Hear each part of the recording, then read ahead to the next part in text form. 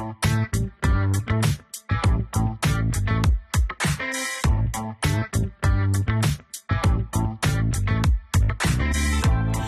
to Running on Ice, the coolest community in freight. I'm your host, Mary O'Connell, bringing you the latest tech updates, warehouse news, and everything happening in the cold chain world.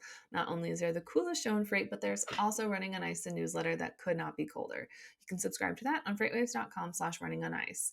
Before we get into our guest interview, let's get into some headlines. There's a new effort at the southern border to strengthen the supply chain in Arizona's economy. In Nogales, at the Mariposa Land Port of Entry, the Customs and Border Patrol unveiled a new cold storage facility aimed at addressing America's supply chain challenges on Thursday. Hundreds of commercial trucks carrying produce and medicine cross through the port every day. During the summer, these goods need to be at a certain temperature to avoid spoiling. The goal of the cold storage bays is to improve processing when importing these goods to the United States. Federal and state officials work together to find this solution to protect goods even in the peak of Arizona's summer heat. The frozen potato market on a global scale is expected to reach $92.7 billion by 2031, growing at a compound annual growth rate of 4.2% year over year. Prime determinants of the growth of the availability of a broader variety of frozen potato products, changing lifestyles, rapid urbanization, and the rising preference of the millennial population for ready to eat and ready to cook food drive growth of the global frozen potato market. On the other hand, several health hazards associated with consuming frozen food products restrain the market growth to some extent. However, new product launches and acquisitions by the market players are expected to create lucrative opportunities in the industry.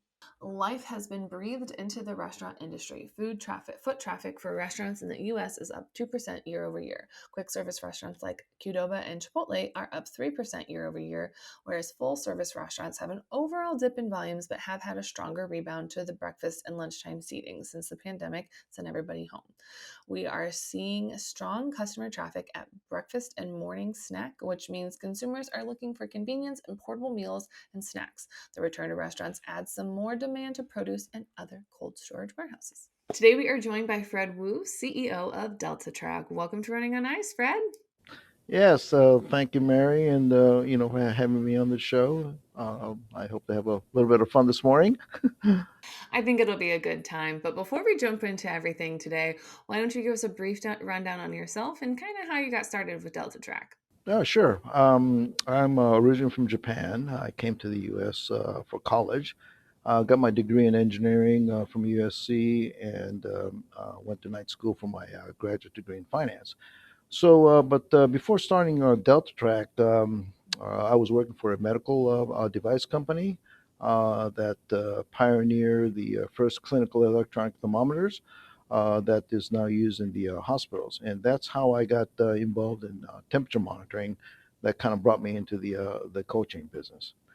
Back in 1989, I founded Deltrek in Modesto, California, which is located in the Central Valley, where many of our customers who are in the variety of, who are in the growing industry for different types of perishable commodities. And my first product that I designed was a disposable temperature recorder, which is used to track temperature conditions in refrigerated vehicles on a strip chart paper during the transport of perishables across the country. With that said, over the past 30 years, there's been quite a bit of cold chain, market needs, significant in both food and non-food industry sectors. With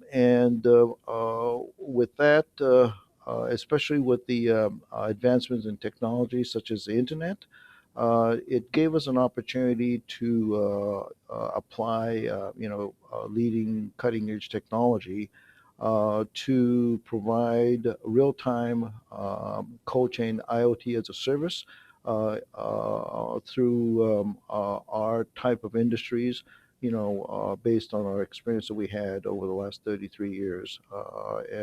We now are offering our services from about 11 offices throughout the world that we've established.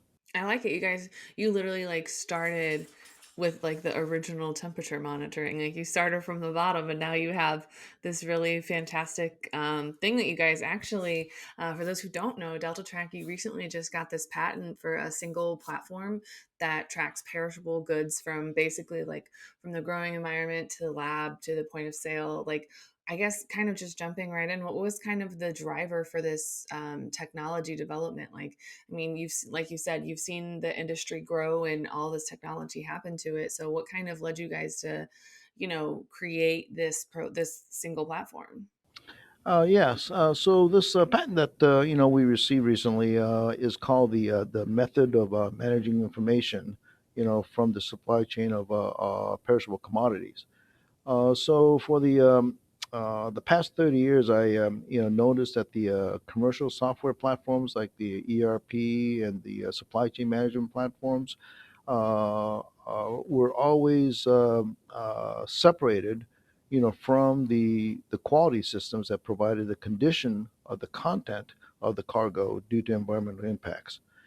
So because of this became very evident where when COVID hit us, as everyone's asking the two questions, where's my cargo, and what is happening to the condition of my cargo. So what we did was to combine the ERP and EDI transaction data with device data from IoT devices to show not only where the cargo is, but also provide the quality condition of the perishable items inside the vehicle that is transporting the cargo. So this chain of custody ecosystem panel allows us to further integrate different types of data sets and trace that to a purchase order or a bill of lading number to further provide additional value services like maritime tracking or document management, automated claim services, and even we're working with a cargo insurance company that could provide preferred insurance rates to the customers that's in this industry sector. I like it. You guys are you really just created that one stop shop for people that, like, you don't really need to go get all these different systems. Just come here. We have the visibility, we have the data, we have everything that you need. Just kind of like don't worry, we got you.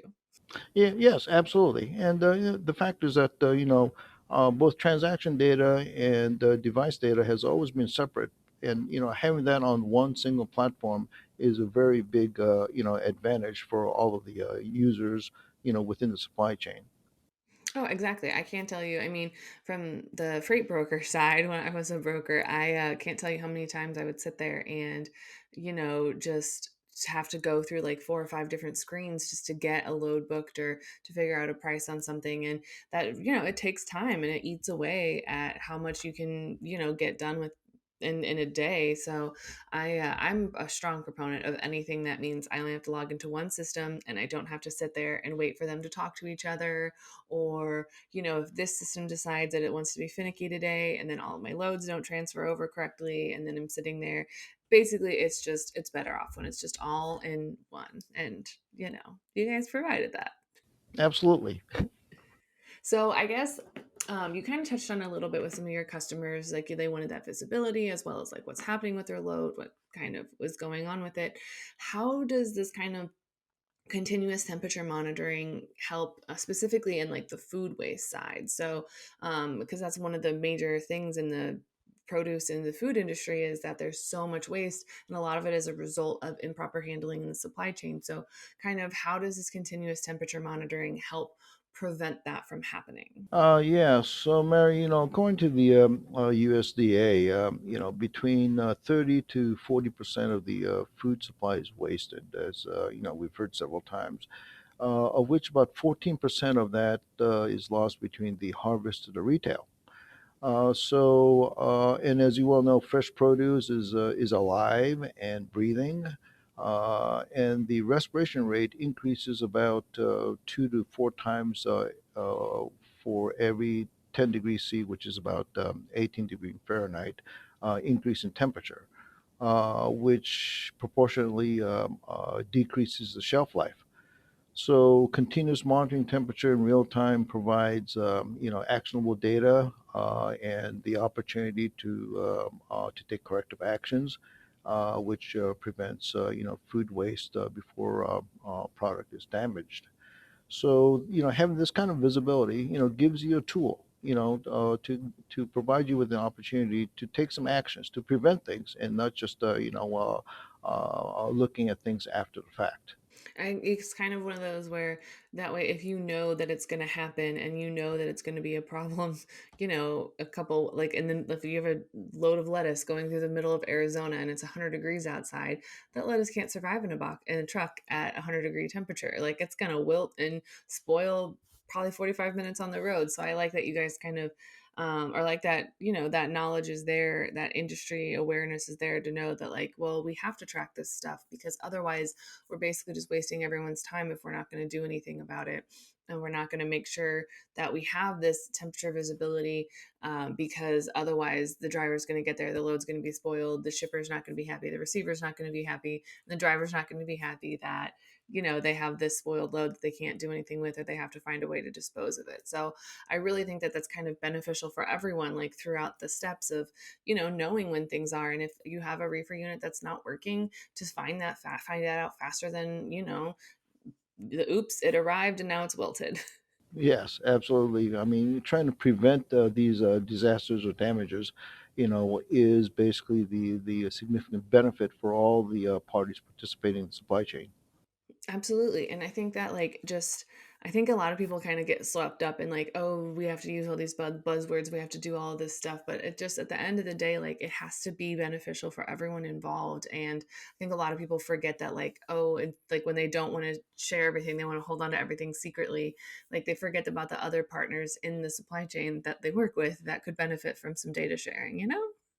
Yeah, and collaboration I think is very key, and having that opportunity through real time visibility provides that type of circumstance in business which has not been there before, where in previously people would archive their own data in their own silos. But with real time monitoring, since everybody has an opportunity to see what's going on with that particular transaction or that particular trip, and if there is, certain, risks there, it's in the best interest, for all parties to to participate in trying to mitigate that risk and to avoid, these, wasteful and, non-productive incidents that could happen. And if they have an opportunity to prevent it, why not? So I think everybody is, kind of looking at that as an opportunity to further enhance the traditional business model that has been around for a long time to more of a preventive, type of program using real-time visibility. Yeah, I think it's no longer the years of, oh, I'm gonna see if I can pull one over on you, or if I'm gonna see what I can get. I think it's now just a much more collaborative approach because that's what everybody wants. Like, that's what everyone has spoken for. But I guess when it comes to some of those challenges that come with it, what are some of those, like, most common challenges you guys come across that comes with the temperature monitoring in that food supply chain? Yeah, so because there are several different entities that touches the particular food product during the supply chain needs uh, to maintain the optimum conditions, the knowledge and the tools that they are that have access to, I think is very important, especially with the agricultural products. They all have different, optimum temperature handling and storage requirements. So manual data collection is subjective, prone to human errors. So continuous, real-time monitoring with electronic radio frequency or Wi-Fi loggers, automate the process, which eliminates these problems. And then the data, from the cloud-based platform can be integrated into the chain of custody platform, which would provide, visibility to all of the participants in that particular transaction. I think that it's really important that we, continue to focus on that visibility portion. As much as everybody hates the word visibility and wants it to be, we feel like we've maybe beat that proverbial horse dead. But I mean, it is really important. And now that we have all these tools and everything, it's kind of about knowing what to do with it, because you can have all the best, visibility tools, and you can have all the best monitoring services in the world, but until you have something, or you have someone sitting there like knowing what to do with it and how to take actionable steps from it, I feel like, you just paid a lot for some really cool equipment. Yes, absolutely. So I guess, what are some of those big success stories, or, some of those case studies that have businesses that have successfully kind of reduced food waste through like a single platform technology versus, maybe having four or five different systems? Yeah, as far as some case studies, we had a customer out of Chile that was exporting blueberries to the U.S. So Vulcan Foods sent two containers of blueberries on the same ship to from Chile to Philadelphia. Several days after the ship arrived, it was discovered that the customer had neglected to pick up one of the containers, out of the two. So fortunately, because Vulcan Foods was using a real-time monitoring system, which was traced, with a purchase order number and a bill of lading number, we were able to notify the customer that, hey, there is a container that's still sitting in the port that has not moved, and I think you should pick it up before you're going to have severe damages on your content. So they were able to pick up the container even though it was delayed, so there could have been some shrinkage, but that in itself had that prevented the product from a total loss. We also just recently shipped about 800 cherry containers as a pilot program using our two-channel real-time loggers from Chile to China during the last New Year's Chinese New Year's season with Safe Cargo and the inspection company called Decofruit. Who is now compiling all of the arrival conditions of the quality of the product using the single platform technology to see how it had positively impacted the shelf life and the reduced shrinkage.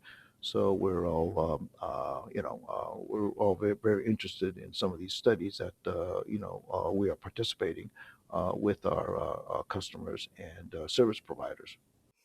I like it because it's kind of one of those where, okay, we've made this system, but like, is it actually helping people? Is it actually being beneficial? Is it actually serving the purpose that we want it to? And I also did not know, maybe this is just my lack of knowing what grows where. I did not know Chile was such a blueberry and cherry hub. Like, I had no idea that was such a popular place to maybe grow some fruit. Yeah, well, as you well know, the northern hemisphere and the southern hemisphere has reverse seasons. So, right now it's still summertime, in Chile, which, I'll be attending the Cherry Summit, next week, down there in Santiago, Chile. So it'll be still warm in Chile at that time, not chilly, but yes, but there is cherries, blueberries, asparagus. There's a significant number of avocados. Those are all perishable commodities that are significantly popular. And it's the southern hemisphere is a significant growing area for these high value commodities that we all enjoy during our winter months. I know. I mean, I personally enjoy being able to access blueberries year round. I can think I just never thought about where it came from, like everybody. It just, you go to the grocery store and it's there. But yeah, I definitely learned something new today about chili growing a hefty amount of the produce I see in the grocery store in our winter months. Yes. Correct. But I guess so. When it kind of you kind of mentioned that you were specifically in that one case study that you had two containers and one got picked up and one didn't. Kind of how through this new technology that's come out and all of these new ESG initiatives, kind of what does the future look like for temperature monitoring and like visibility technology working together to kind of reduce carbon emissions or carbon footprints for companies? Yeah, so as you all know, I'm not sure, but a lot of food go into landfills, right? So when it goes into landfills, it produces methane gas, which is 86 times more harmful than carbon dioxide. So, by reducing the 14% of the food that gets compromised between harvest and retail, just that portion can have a huge positive carbon footprint impact by preventing shrinkage caused by, uncontrolled, temperature supply, conditions. So I think something like that has a direct, correlation of just addressing, reducing the amount of food that goes into landfills, which in turn has another impact, from methane gas, type of situation. So not everything is directly correlated, but it has a lot of indirect impacts on our environment, which I think is, is very important. Not to mention that if you have so much waste and concerns of food not being consumed, just trying to replace that food, it takes so much energy. So the energy is the water, the amount of water that goes into reproduce that particular commodity type of situation, the labor cost that goes into it, the fuel cost to both manufacturing and to transport it and to refrigerate it. So there's a significant amount of indirect impact that food waste uh, and these mishandling conditions can cause the impact of carbon emission, I think. Yeah, I think it kind of, I mean, I am, anyone who's sat here and listened to me ramble on knows that I'm a big sustainability nerd. So I think anything that can, reduce food waste in the supply chain and just reduce it in general is one of the best moves that we can take. Because, there's a lot of landfills that are also reaching capacity. So it's one of those where, we can't just turn landfills into like our own neighborhoods because that's not very nobody wants to live along among trash, except maybe Wally. But we are almost out of time, and so everyone that comes on the show has to answer this question, and it might be one of the hardest questions you get asked all day today. Are you ready for it, Fred? Sure. Is cereal a soup? Is cereal a soup? Great question. Well, the first thing that comes to my mind is my 5-year-old daughter eating her cereal in the morning. And I see her, she's mixing things around until the milk changes the color, depending on the flavor, type of situation. And when the cereal is mushy, she kind of starts slurping it up. So to me, I think that example makes me say it's soup. I like it. I like it. I think that's a pretty good one. If anyone wants to find you outside of the show to, get the down low on temperature monitoring or anything like that, where can they find you? Yeah, so we're on LinkedIn. Our website is deltrack.com. And, we have a email address, so salesinfo at deltrack.com. So please, get hold of us in any one of these days, these ways. Awesome. Thank you so much for being on the show. Thank you very much. You can catch other episodes of Running on Ice right here on FreightWaves TV, YouTube, or anywhere you get your podcasts, such as Apple Podcasts and Spotify. Need more Running on Ice news? Subscribe to the newsletter on freightwaves.com/running on ice. See you on the internet.